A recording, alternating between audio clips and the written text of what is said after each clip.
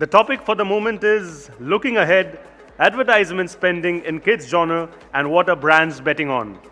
To moderate the session, may I please call upon stage Crasto, founder, RedFox Mediacorp.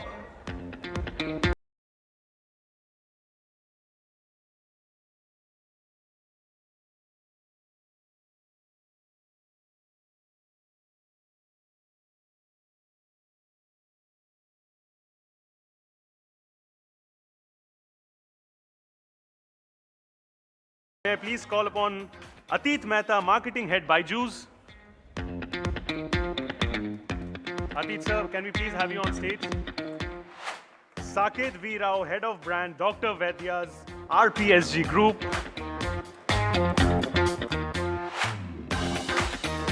Shailja Saraswati Varghese, chief content officer, Omnicom Media Group India.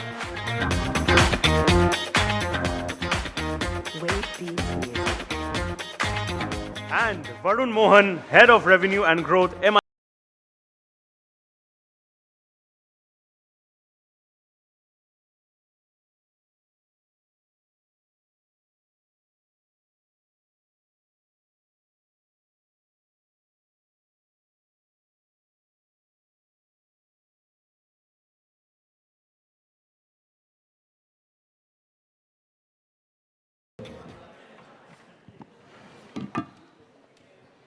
Okay, good morning, everyone. Great. I would like to have more audience, but Sid has not done a good job here. Both come log lagte. Sid, next time get some paid audience here. Just joking. Anyway, Sid, thank you very much for giving this opportunity here with this esteemed panel. It's great to be here again for the next edition of Kidzania, and happy to see lovely people. Few after meeting a long time and few for the first time. So great, there's a lot of action happening on the kids genre, a lot of things moving on. But I want to throw open this question to the panel, all of them put together. There's a question I asked one of my building kid. He was watching a popular show and there were many kids playing cricket. They usually do since now summer is in. I asked who watched this show.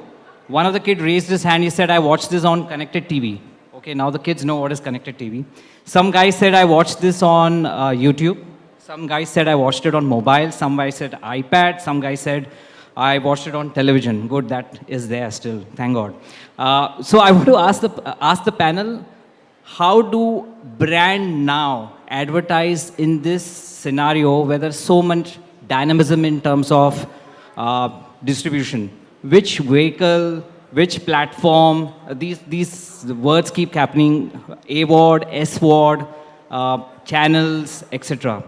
So I'm going to throw open this question to all of them and we have a real discussion from here. Atit. See, everybody will learn how to market their brands. If you look at over the last 50 years, we started with Doordarshan. Then satellite happened. Then there was a lull period for print. Print came back. Then digital happened. Then some 20,000 things happened under digital. Now connected TV is happening. A-word is happening. S-word is happening. But over the last 50, 60, 100 years, brands have understood how to reach out to the consumers and especially kids. And I'm sure every brand, depending upon what their objective is figuring out the right channel. So it's not something which is too much of a concern. Yes, there is fragmentation, there is a huge amount of proliferation, but at the end of the day, you will figure out by trial and error, and people are figuring it out. So what do you say, Shailja? Do you have something to add to it? Okay, I think every medium has a role to play for sure, right? I mean, if you're looking at building a brand from scratch, television has a huge role to play. From branding perspective, reach, a larger audience, awareness, how do you drive all of that? So television would play a role, but if you're talking about performance marketing, you want to see engagement, then yes, digital does play a role. Activation also has a huge role because if you're talking about contact programs, school contact programs, experiential marketing, all of that would come under different medium. So I won't say that one over the other. It really depends on what the brand purpose is, what the product we are talking about, and then we decide the right mix of mediums. It could be integrated marketing, a mix of all mediums, but it really depends. So Varun, what do you have to say? I'll echo Atit and Shailja here in terms of, I mean, there is no right and wrong platform. It is all about the brand and what is the end objective, what they're looking at, right? So television still hold a big role today, though I would want to make it CTV, yes, and it's going to take over, but there is still time for it, in fact, right? But again, now if you want to look at other side of it in terms of tracking measurement, then definitely connected devices always have an upper hand. Because when you're talking about television, it's always a panel-based, which is a probabilistic approach or numbers what we're talking about. But digital always have upper hand in terms of everything is measurable and tracking. So that you have whatever advertising spend you're doing, you can actually map the ROAS of it. Now, in terms of A word and S word, still that's especially on the kids genre standpoint, it's a slight gray area, because whenever you're talking about any content which is consumed under SWOT, which is the paywall, under the paywall area, be it Netflix, APV, Amazon Prime Videos, or YouTube subscribe part of it, that audience pretty much is limited in terms of being a part of the target audience segment. So now, unlike an adulthood audience where you can target, if a user is limited in terms of SWOT paywall, you can target an alternate platform. But in kids area, kids center standpoint, that always will be, for time being, it would be a limitation, because they are not consuming rest of, I mean, again, depends on the age group. So when you talk about an age group between 3 to 7, kind of, they are not too much on browsing or any other applications, etc. Right? So that age group standpoint, it will be a limitation in terms of reaching to that audience who are under the paywall. I mean, as you mentioned about SWOT and AWOT comparison. What's your viewpoint of view? Okay, firstly, thank you everyone for inviting me. Okay, so after listening to all these stalwarts, all I have to say is that it depends primarily on the product you're marketing. Okay, so I have traditionally only marketed services, and this is the first time I'm marketing a product, which is a physical product. And I'll go back to what Amaljeet said, that the proof of the pudding is in the taste for a product brand, right? I'm part of Dr. Vaidya, which is an RPSG group company, and few of the Ayurvedic products, we're trying to do some innovation in the kids genre. We've realized that unless you actually let the product be tasted by the kids, it's very difficult to explain to them what the product is. So while we go around the table trying to talk about what media choices that we'll have, the eventual proof is actually in the taste.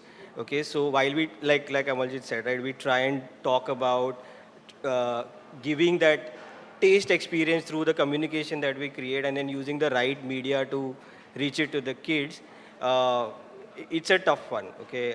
And as kids are getting, we spoke about the pandemic and the way the, media behavior has suddenly changed, and with all these platforms available to us, it's a tough choice. And eventually, some of my favorite directors said that, which is James Cameron, he said that budget thoda kam tha. So even for Avatar, which is a $2 billion movie, unke liye bhi budget kam tha. So for a brand like ours or anybody, the idea is in the choosing, and the medium which will give us the maximum bang for the buck will be the one which will be chosen. Okay. So what I clearly hear is basically brand, communication, product, taste, distribution, all these words put together. But a very core question I want to ask openly, kids as a genre, is it here to stay? Because what is also happening, a lot of duplication is happening in terms of content put together. While we are away now from a single home to multiple TV households, but kids as a genre, do you see that much kind of content being built in a country like India? While most of the guys all depend on international content, be it Marvel, Disney, etc. So kids as a content, as a genre, is it really here to stay? And do you see futuristically brands investing a lot of money on kids as a genre? I open this question to answer. Shailja? Absolutely, yes. Kids are here to stay. So is choices and platforms and opportunities. There is obviously, a lot of inspiration we are taking from global markets. What's working there and it's coming to India, and in terms of global content getting adapted in India or getting regionalized in local languages. But there's huge, huge opportunity. I mean, look at from a storytelling perspective, right? I'll just go back to what the kid wants. While we are saying what we want from the kid, let's see through the eyes of the kid. The kid is constantly learning, right? They're looking for stimulus around them, beyond their parents. Once they turn, a 5-year-old turns to a 7-year-old, they're looking opportunities of the stimulus coming from school, coming from parks, coming from their friends, play dates, whatnot. And that stimulus can come from anywhere. And those are the opportunities I'm talking about. And as storytellers, as content creators, as publishers, platforms, that's what we want to need to latch onto, right? And also, I think the challenge is that the world has changed. Pre-pandemic, post-pandemic, we are also grappling with a lot of new things which we are facing, right? The convergence of human with technology. We spoke about metaverse, AI, bots, this, that, whatnot, NFT. Kids are already part of that world. I mean, they're early adopters. How storytelling can bring all of that in that is conducive to their future world is my challenge, when I'm looking at selecting a particular program for sponsorship or looking at creating bespoke content. Is this story really benefiting my son who's 6-year-old? That's my first parameter or filter which I'll put. Atit, what's your? No, absolutely. Completely echo what the thought is. See, content is available both India as well as international, but at the end of the day, if anybody is providing content which is relevant, which is acceptable by the parents in the preferred language of consumption, that's going to work. Now, you produce it from a garage next door or you produce it from the biggest studio, doesn't matter. And there's a plethora of options available. Indian content is doing well. They have been running in for years and years and continuing doing well. They will create more stories. They will have extensions, which will continue because there is a viewership for that. Parents are okay allowing kids to watch that content. And then there is some phenomenal international content, again, available in multiple languages. So it's more about the content. Platform becomes agnostic. And as long as you are giving what I want as a consumer, whether it's a kid or a grown-up individual, there will be consumption and there will be buyings. When we've been talking about educational content and entertainment content, for kid it doesn't matter. For kid is about learning. If you are making the kid learn and absorb something new every day, and that's how their brain is developing, right? That's content, right? So for us, this is like all divisions of genres which we've created. For them, is it adding value to their life? Varun? So, like adults, I mean, today we have changed our preferences from an appointment viewing into, customized viewing method. The same thing is what kids also following today because they are not. Especially there is a huge difference in the current generation, the way we have been or where we've been, in fact, right? So today they want control of what they want to view. They decide what they want to view, when they want to view, kind of thing. So that is where things have changed from what it's been so far. I mean, there's been a drastic shift on that side. And again, there's a huge difference between age of the kid, between 2 to 4 to 4 to 10 plus 10 to 14, 14 to 18. In terms of what they would prefer. So for example, like Shailja mentioned, in terms of it doesn't matter, they'll find learning in everything they watch. As a parent, I'll give an example. When my nephew was 2 years, he started speaking a language where none of us could recognize, and been watching content on iPad. And after almost 1 or 2 months later, we identified that he'd been watching Russian content and he picked up that content. Because once you watch one content as a YouTube, it will give you a recommendation based on that. So the YouTube is giving recommendation, everything around Russian, and he was consuming only Russian. So the words, what he picked up, like for example, book, pencil, pen, everything is Russian words, kind of thing, So that way, it's about, as I mentioned, anything they watch, they find learning as a thing. So what they look at is more of interactivity, something which attracts them and keep the momentum on. I think that's what the kids are attracted to. What do you have to say? Okay, so So as long as there is some form of storytelling, content will stay, right? As he said, it could be produced in a garage somewhere or in a beautiful production house. Content is here to stay, and it could be in any language that the kid wants to consume. As a marketer, what we would want is कि जहाँ कहीं भी, wherever we are getting the return on our investment, we'll want to invest there. But I think content for kids is going to stay. The form factor will change. What would be, earlier would be in a sort of a cartoon kind of a format will be replaced with a newer technology, whether it is 3D, which I think uska bhi next level aa chuka hai. Whether it is content on Metaverse, whether it is content which a creator on YouTube is creating, even though it is not meant for a kid, they could be consuming it. So I think jab tak storytelling rahegi, tab tak some form of content will always be there. Can I just add to what he was saying? Just one thought came to my mind. The entire revolution within cinema also, if you see, the success of movies, down south movies or Brahmastra, it's the same superhero story. I think what the difference was the VFX and the interactivity and the entire vividness of that experience, right, which is taken over.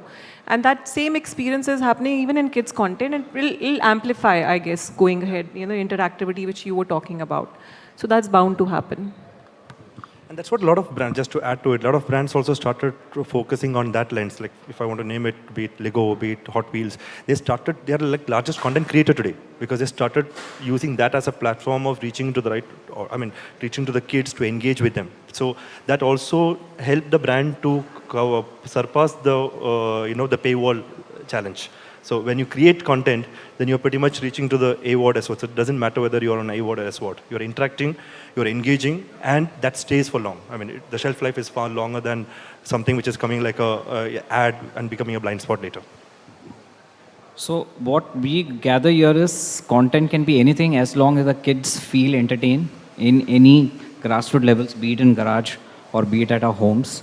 As long as the kids understand, be it Russian content or any other content, he needs to be familiarized and become easy.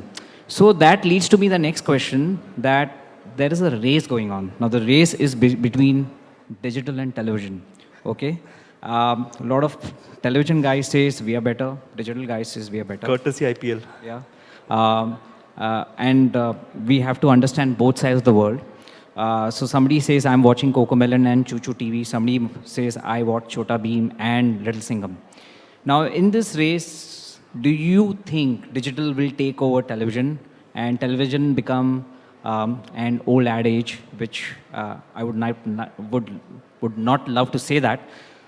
What's your real point of view on this? I would really like Varun to put his thoughts here.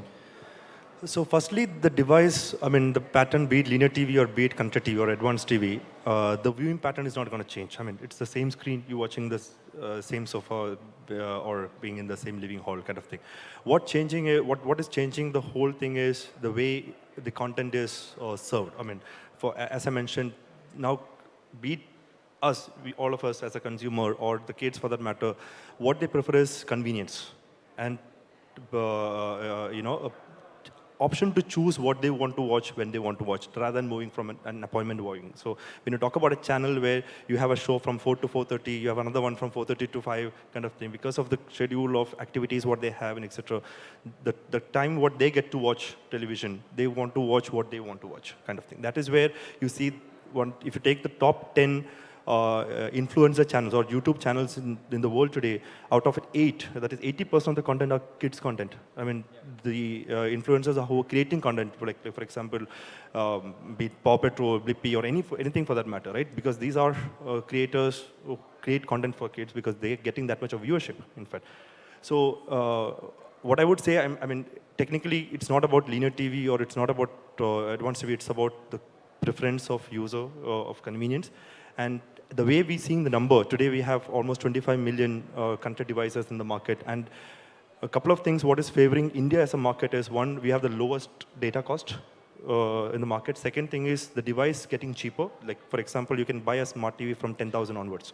So, and, watch your content kind of, and majority of the platforms. So one more thing which is changing the whole ecosystem is the S-word is primarily moving into an AVOD system. So you see a lot of platforms are where they have restricted only to being an SVOD. It started moving into an AVOD. The best example is Netflix. Now they created a platform option where consumers can, instead of subscription model, they can watch ads and consume the content. So making more content available to the consumer.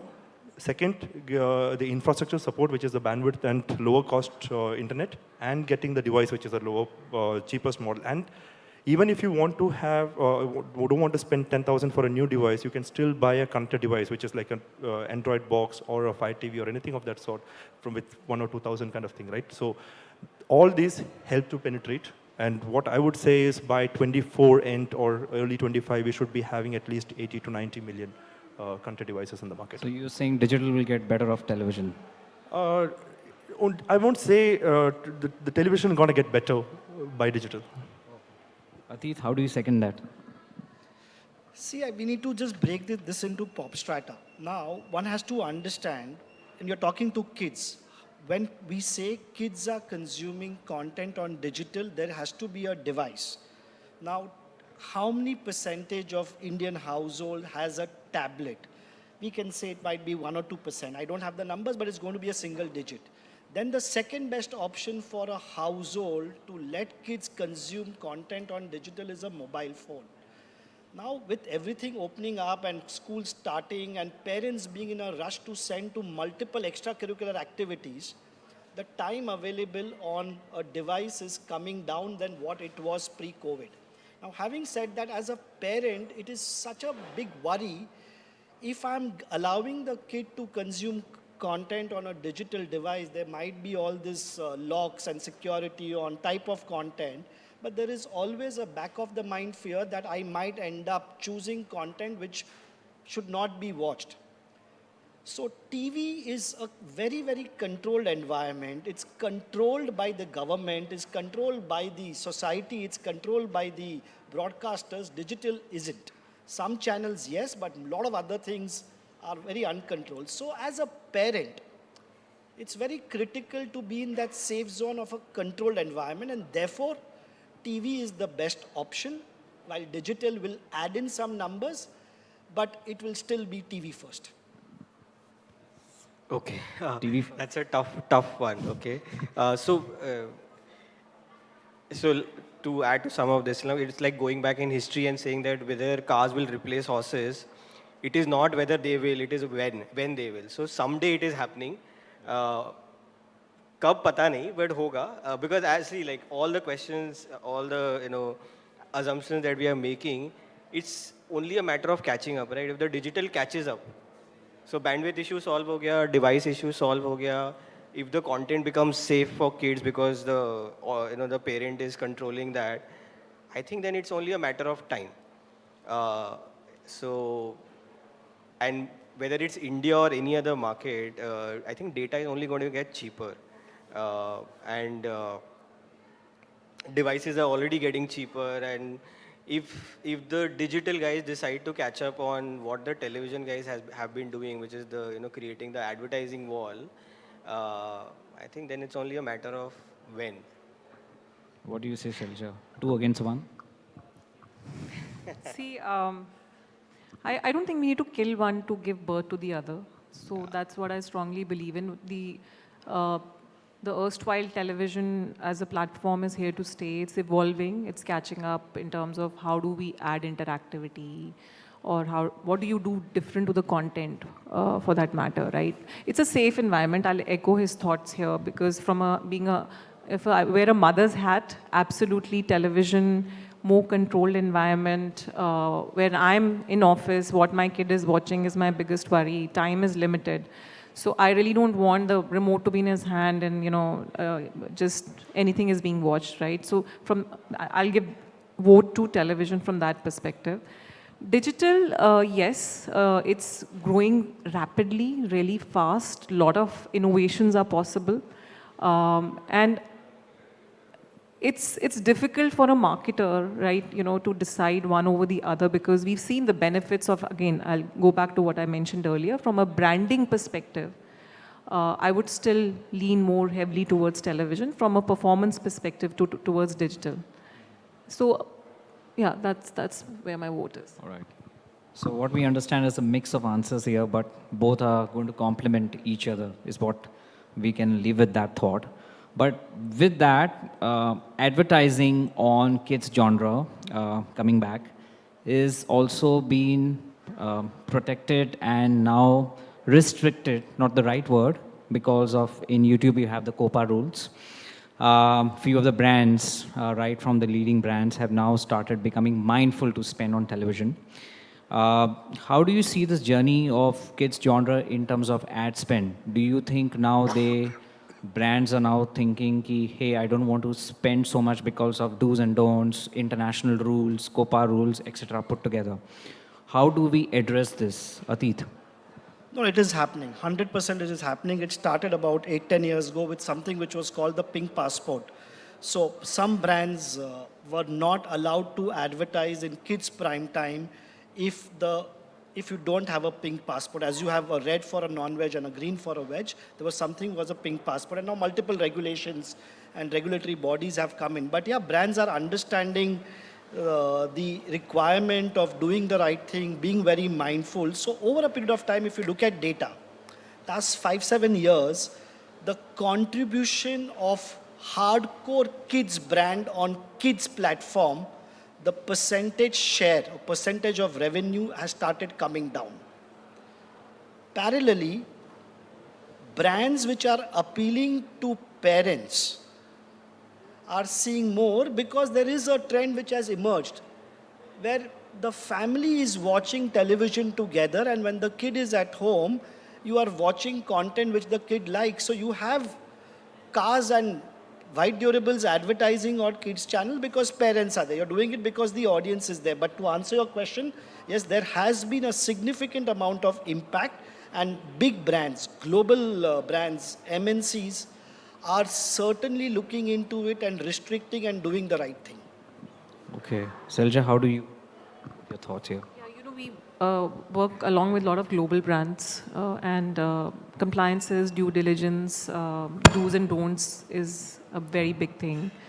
So yeah, with the limited exposure of kids brands which we manage, we have those very stringent guardrails and guidelines to follow. Varun? Yeah, I completely agree with that part because we also, I mean, as a global hygiene factor in terms of consumer privacy and engagement standpoint, we restrict anything, any targeting less than 18 years. So we don't have in a DSP in terms of choosing a targeting of less than 18. Only option is to, choose kids content kind of thing, and that too restricted.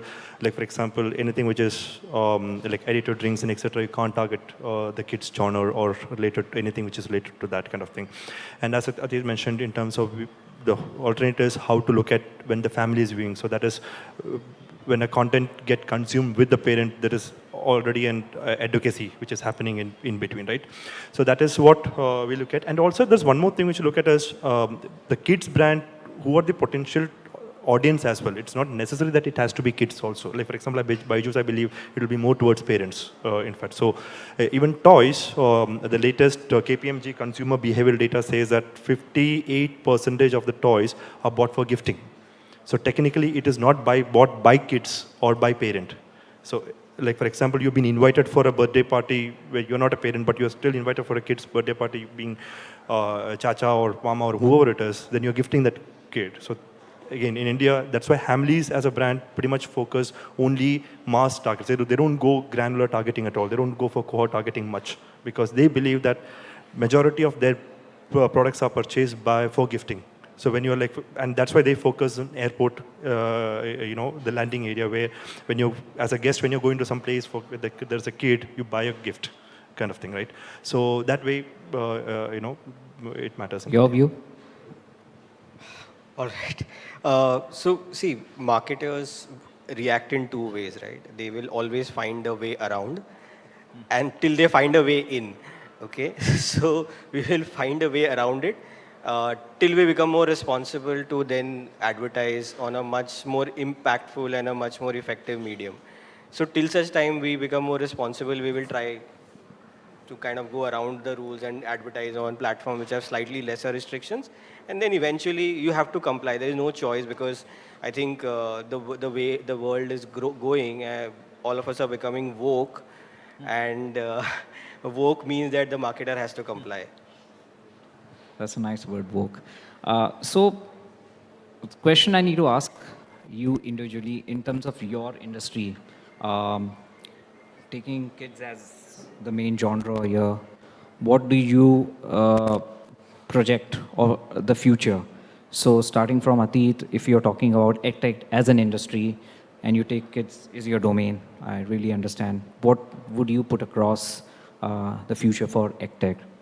No, only one thing. Everybody should learn also on online. That's what I would want. Yeah. No, but from a larger advertising... He's selling here.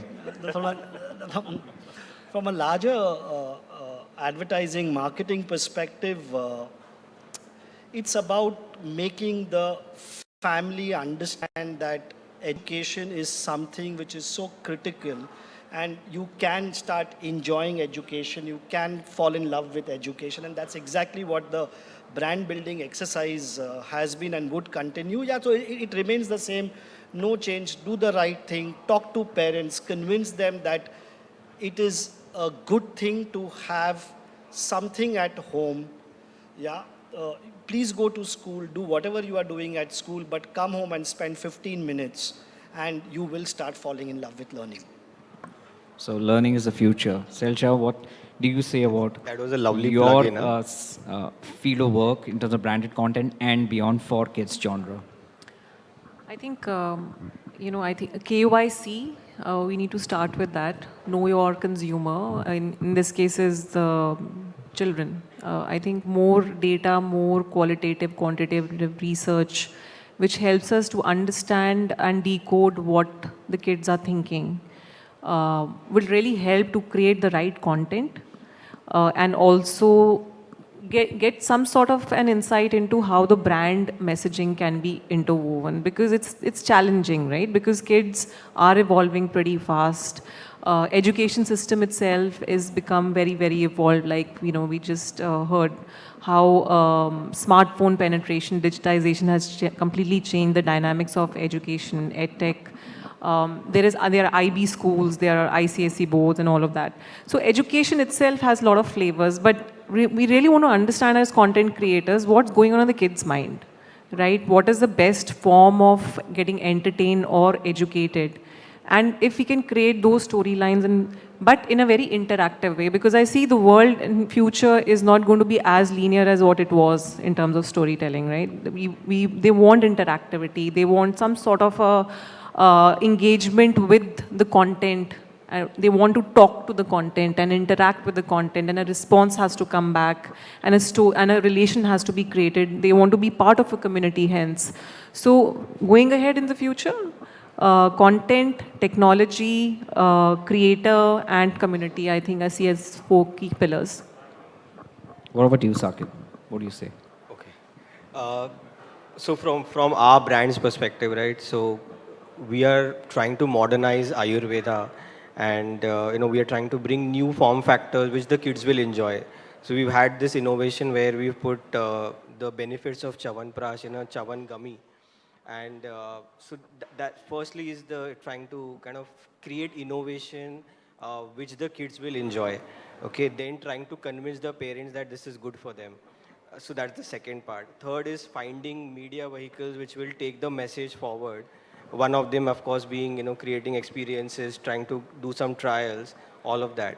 So I think for brands, I think there's only way forward is, especially in the kids genre, is to now we have to address 2 people, right? We have to not just address the kid, we have to address the parent, because who's equally evolving faster than the parents of our parents, right? Who had the same very slow growth rate in terms of stimulus. There were few technological innovations that were happening, right? In our lifetimes alone, when we started our career, there was Orkut. Now there's Facebook. Up to there's so many things that are happening, and there's Chat GPT would suddenly come in. So much has happened in the parents' life itself, which is disrupting now. Imagine what it's going to be doing for the kids. So as you know, as a brand, as marketers, the only way forward is to constantly be on our toes to catch up as fast as you can. So I think that's my submission. Varun? The whole the change what we have seen in last decade or a decade before that, I think going forward, the change would be far more faster. I would say it won't take a decade to see that shift from television to digital or anything of that sort. It will be max 3 years or 4 years. You start seeing a drastic shift. Probably down the line 2 years when we catch up again for the session here, probably we'll be talking about AR, VR or other connected device wearables probably, So it won't be a CTV or linear TV conversation anymore then kind of thing. So it's a very most interesting segment, I would say, especially the kids as a genre, because it's also the way it is evolving, the way it's very unpredictable a segment, right? I mean, the age, kids and etc. So it's not, as a parent also, if I say that, okay, my kid want to watch this, it's not necessary that he would choose that. He would choose what he getting or hearing from, as you mentioned, in terms of the play area, the friends in the building or in the school and etc. Because that's what they, follow and would want to create a conversation point around it as we speak. But the other way it is, we only spoke about the kids brand targeting the kids, but there are a lot of matured brand want to target kids to build that recall when they grow up. Like Kidzania can be the largest example for that. I mean, the brands what you see with IDFCs or anything of that sort, because that's what larger brands or mature brands want to build is towards this age, the younger age group, how to create what's a recall or a convenience towards the brand in a way. So yeah, only time can say how things gonna change. Maybe 3 years down the line, we might be doing this on Metaverse, huh? In just context to what you just mentioned, right?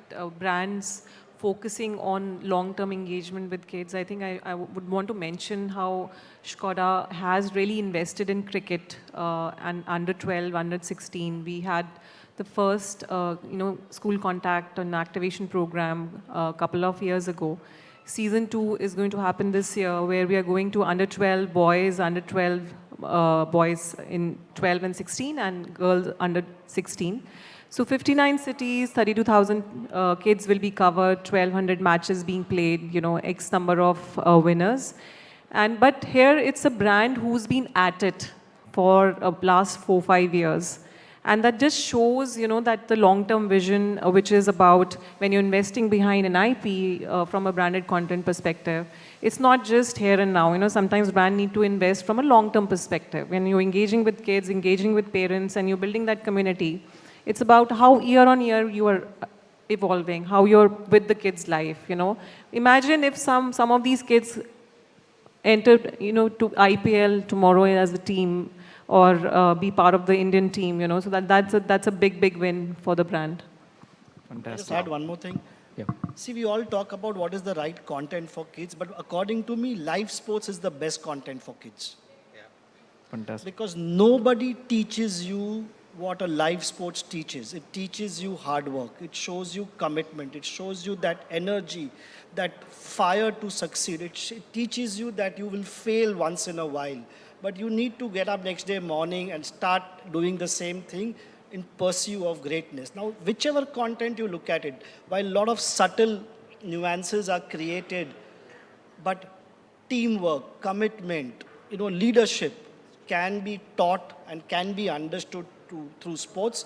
So there is no better content, especially for kids, family viewing, forget the device, whether it's a small screen or a big screen.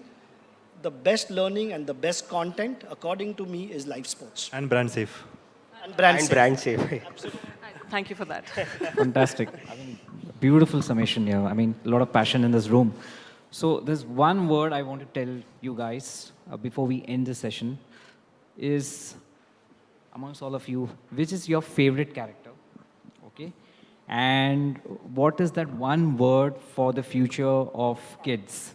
Okay, just one word. I don't want to break your head, and I think a lot of summarization has happened, so I don't want to end this word with summarization. So Atit, which is your favorite character? And one word for the future for kids genre. No, sir, we have all grown up in the black and white Doordarshan era. So it has to be Mickey and Minnie. Matlab, we have grown up on those guys. Even as parents, one has gone just to Disneyland to just see those characters. So there is nothing bigger personally for me outside the Disney universe and certainly Mickey. And the second part about the future and all those things, it's all fine here. We are in safe hands. All of us will go through ups and downs, but at the end of the day, everybody will come out as a winner. So nothing to worry. We think too much about how the future is going to be. Jo hona hai, wo ho jayega. Life goes on, yeah. Well said, well said. Shailja? Thanks to my son, it's Harry Potter. He made me sit through each and every one of those movies. And I think that character started growing on me after a point. And also a lot of values and a lot of teachings can come from any content or any of these characters. So that was one. Future, I think I love content. And I'm really waiting for the future to unfold. I don't know what it's going to be, like he said. But it's exciting times right now. How, he mentioned the change will be even more accelerated right now from one medium to the other and one genre to the other or whatever, amalgamation of genres. So I'm super excited for the future. Great. Varun?